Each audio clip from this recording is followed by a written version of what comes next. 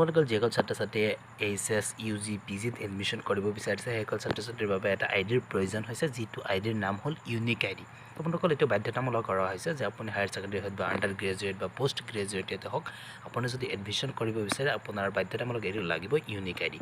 so আজি এইটো ভিডিঅ'ৰ জৰিয়তে সেই ইউনিক আইডিৰ বিষয়ে আমি আলোচনা কৰিম যে ইউনিক আইডি আপুনি কেনেকৈ বনাব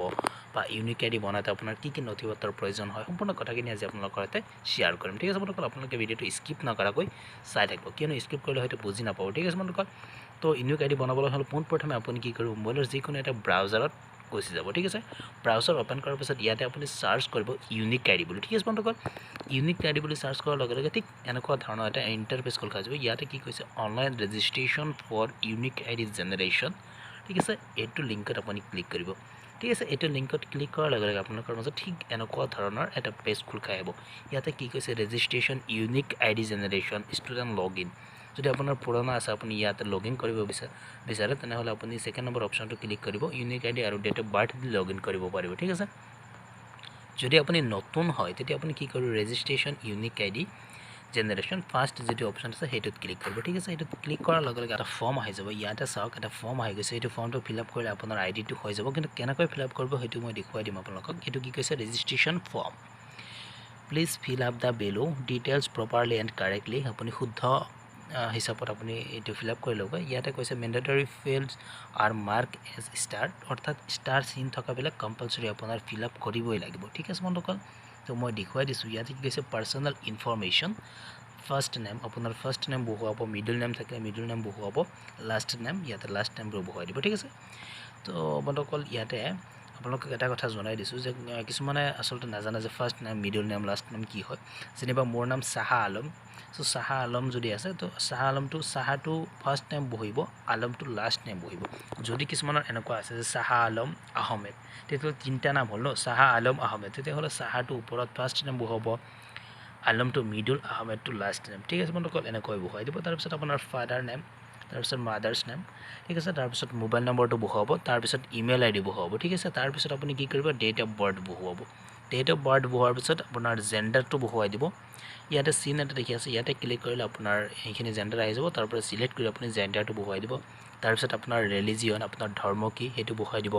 তাৰপিছত কাষ্ট আপোনাৰ কাষ্ট কি OBC জেনাৰেল ST HC যিটো আছে সেইটো আপুনি বহুৱাই দিব আপুনি যোনটো কাষ্টৰ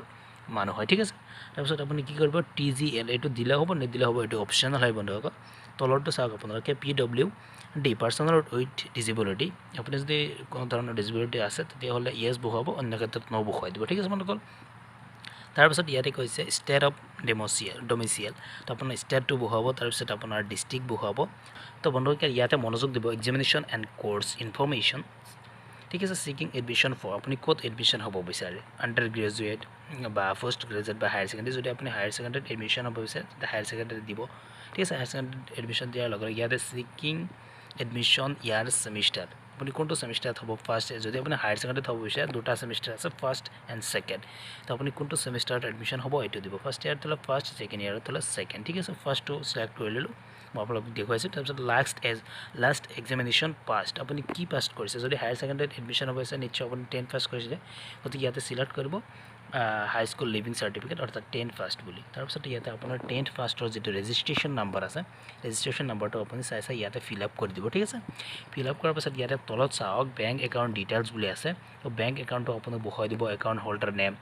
বেংক নেম কোনটো বেংক হয় তাৰপিছত বেংক একাউণ্ট IFSC কোড সম্পূৰ্ণখিনি বহুৱাই দিয়াৰ পিছত ইয়াতে কনফাৰ্ম দিছে আপোনাৰ কনফাৰ্ম বেংক একাউণ্ট তো একাউণ্ট নম্বৰটো আকৌ বহুৱাব ছেম তাৰপিছত IFSCটো বহুৱাব বহুৱাৰ পিছত ইয়াতে চাওক এইটো I certify that the above information I have provide is true and complete তো ইয়াতে আছে এইটো টিকচিং কৰি আপুনি যেতিয়া ছাবমিটত ক্লিক কৰিব তেতিয়া আপোনালোকৰ মাজত আইডিটো হৈ যাব ঠিক আছে আপুনি ছাবমিটত ক্লিক কৰাৰ লগে লগে আপোনালোকৰ মাজত ঠিক এনেকুৱা ধৰণৰ পেজ আহিব ইয়াতে ৰেজিষ্ট্ৰেশ্যন ছাকচেছফুল দেখুৱাইছে ঠিক আছে ইয়াতে আপুনি চাওক এইটো সাইডত আপুনি দেখিব পাৰিছে ইউনিক আইডি আপোনাৰ নেম ৰেজিষ্ট্ৰেশ্যন নাম্বাৰ সম্পূৰ্ণখিনি আহি গৈছে আৰু ইফালে চাব পাৰিছে ডাউনলোড বুলি এটা অপশ্যন আছে ইয়াতে ডাউনলোড কৰিলে আপোনাৰ আইডিটো ডাউনলোড হৈ যাব ঠিক আছে বন্ধুসকল এনেকৈ আপুনি আইডিটো বনাব পাৰে যদি আইডি বনোৱাৰ সময়ত কিবা ধৰণৰ সমস্যাৰ সন্মুখীন হৈছে তেতিয়াহ'লে আমাক কমেণ্ট কৰিব আমি সেই সমস্যা সলভ কৰিবলৈ চেষ্টা কৰিম ঠিক আছে বন্ধুসকল আজিৰ